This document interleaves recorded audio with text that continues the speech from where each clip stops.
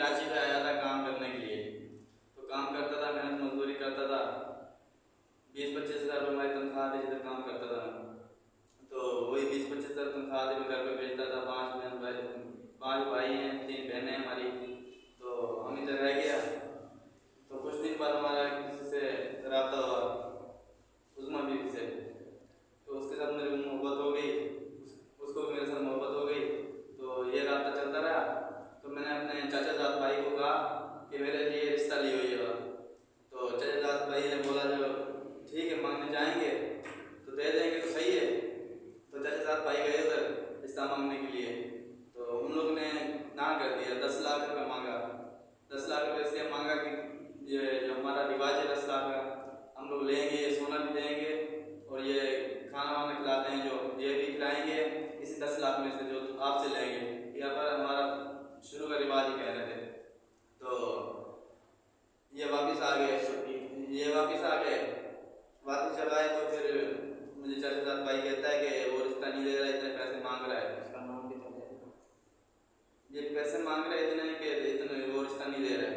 तो मैं चुप करके चला गया अपने गाँव, अपनी तनख्वाह लेके फिर गाँव चला गया। गाँव से जब चला गया ना तो फ़ोन पे रब्ता हुआ हमारा। फ़ोन पे जब रब्ता हुआ था तो हमें लड़की ने कहा कि आप मुझे लेके जाओ। फिर मैं नहीं लेने आया था, मैंने बोला आपके बाप ने मना कर दिया, शादी नहीं करनी है ये। तो फिर मेरी मिन्नतें कर रही थी लड़की, लेके जाओ, मैं नहीं गया था।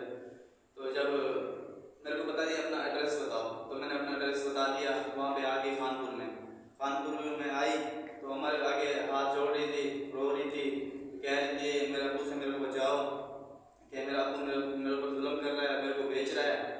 तो किसी 60-65 साल के आदमी से शादी करवा रहा था, तो उससे पैसे लिए हुए थे 10-15 लाख रुपए। तो सौदा बनाया अपने की बेचने की कोशिश की। तो फिर मेरे पास लड़की भाग के आ गई।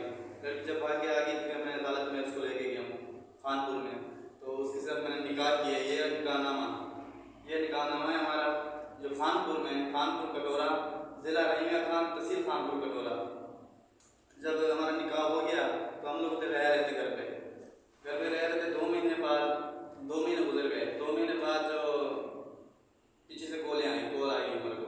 तो वो कह रहे हैं कि भाई आपका बनवाई बंद हो गया। तो उसका तो कसूर नहीं था, वो बंद हो गया। किया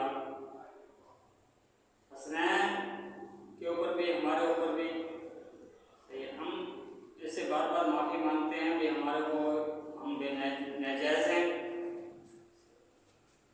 तो हमारे को जो है ना बंद नहीं करा, इसने नाजायज़ हमारे को इसने बंद करा दिया। जब पुलिस ने उठाया तो पुलिस के साथ था, हमने इसको बोला हमारे को नाजायज़ नहीं बंद करा। जो ले गया तो उससे पूछ भी क्या है क्या नहीं। फिर इन लोगों ने नाजायज़ मेरे को 6 दिन शबीर अहमद ने जेल में भाई मेरे को और मेरी बेगम के नाम, मेरी बेगम का भी नाम इसने दे दिया था।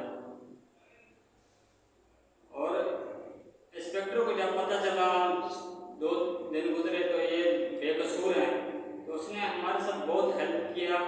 बोले दे तुम बेकसूर हो, लड़की कोशिश करो, लड़की को मंगाओ, वो अपने बयान दे, सही दामद तुम भी आज़ाद हो जाएगा और तुम्हारा भाई भी आज़ाद हो जाएगा। हमने कोशिश करके किसी यार दोस्त को बोल के लड़की वापसी मंगाई और हसनैन अहमद को भी मंगवाया।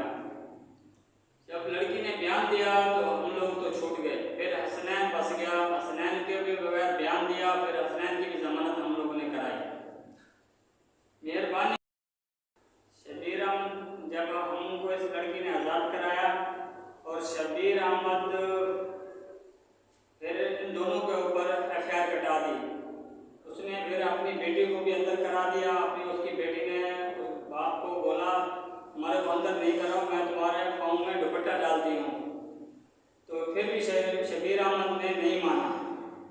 फिर उसने माफ़ी मांगी, उसकी बेटी ने माफ़ी मांगी, 1-2 बंदों ने फिर वो बोला सर शबीर को समझाया, शबीर मियाँ तुम्हारी बेटी तुमसे माफ़ी मांग रहा है तो इसको माफ़ कर दे। फिर भी उसने माफ़ नहीं किया। तो वो इस टाइम इसकी हम लोगों ने हसनैन की ज़मानत कराई। उसकी बेटी इस टाइम दारुल अमार में भेजी हुई है। आप मेहरबानी करें